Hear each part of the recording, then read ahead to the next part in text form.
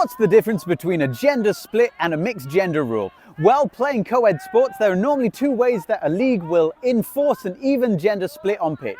The most common way is normally a gender split rule. This in practice is normally based on sex, not gender, of the players, and will simply say each team needs to be composed of X amount of female players and X amount of male players. This will often be a simple 50-50 split between male and female players, though can be different depending on the league's needs. Another option is the max gender rule. This rule can be based on the sex of a player, but can also be put into great effect to reflect the gender identity of players. This differs from the gender split rule by saying each team can have a maximum amount of a single gender on pitch.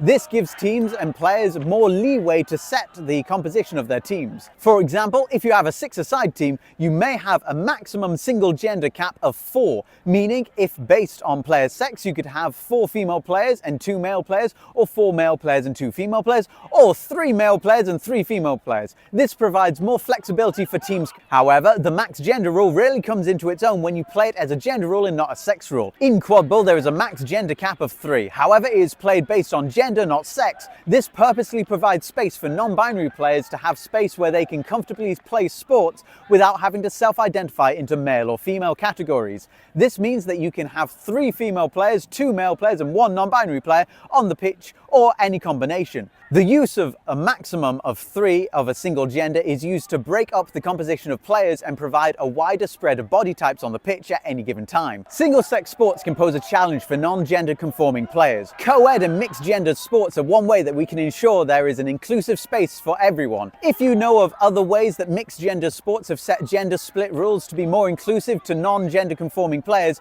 let me know in the comments.